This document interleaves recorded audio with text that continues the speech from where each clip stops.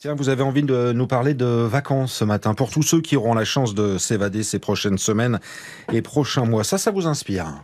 Alors, les vacances, pour ceux qui ont la chance d'en prendre, parce qu'il faut rappeler que 40% de la population française ne part pas en vacances, et j'ai une pensée émue pour eux, c'est en fait quelque chose que l'on doit à l'abondance énergétique. On se rappelle de la création des congés payés en 1936 dans ce pays, et donc avant, ça n'existait pas. Or, qu'est-ce qui s'est passé en 1936, ou plus exactement, sur quelle tendance on était en 1936? On était sur la tendance d'une très forte hausse de l'approvisionnement énergétique par personne, ce qui veut dire que, en fait, de plus en plus de machines travaillaient pour nous. Et à partir du moment où les machines travaillent pour nous, eh bien nous, on peut, au sens littéral du terme, partir en vacances. Alors ces vacances, on les a un peu toute l'année, c'est la baisse du temps de travail. On travaille 2 fois moins dans l'année aujourd'hui qu'il y a un siècle. Le temps de travail annuel a été divisé par 2. On a le temps de faire des études.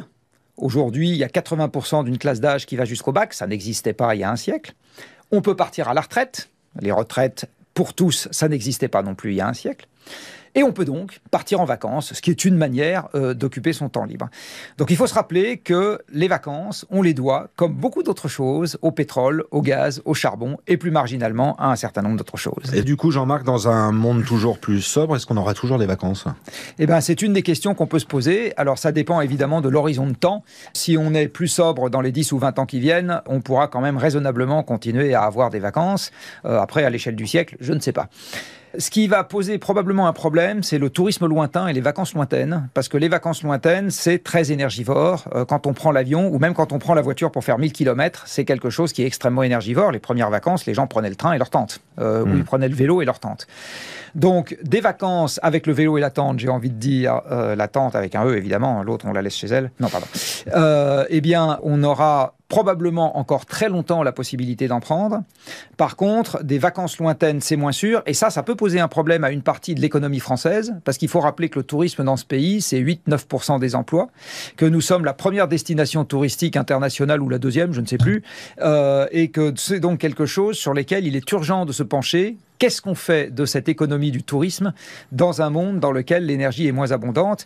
Et en plus, le changement climatique va rajouter sa touche en ce qui concerne les sports d'hiver. Mais déjà, la question énergétique va devenir un vrai sujet pour la manière dont on part en vacances. Premier déterminant du tourisme en montagne, c'est qu'il faut que les gens puissent venir. J'ai fait un rapide petit calcul sur le nombre de TGV qu'il faudrait pour remplacer les voitures qui font le chassé-croisé dans la vallée de la Tarentaise une semaine de février. Et je peux vous dire, on n'y arrivera pas. Donc on peut en faire. C'est encourageant en tout cas. Bah non, vous avez quoi, 200 000 lits dans la vallée de la Tarentaise. Dans un TGV, vous avez 1500 places. Donc vous pouvez faire une règle de 3. Vous voyez, il faudrait 700 TGV dans la journée. Vous n'allez pas les faire passer. Une semaine de février, bon. Enfin même pas 700, 300, mais peu importe. Donc vous avez aussi une bonne partie de l'économie alpine aujourd'hui qui est basée sur le fait que les gens aient des voitures. Donc c'est aussi une question importante, on va dire, pour l'économie locale.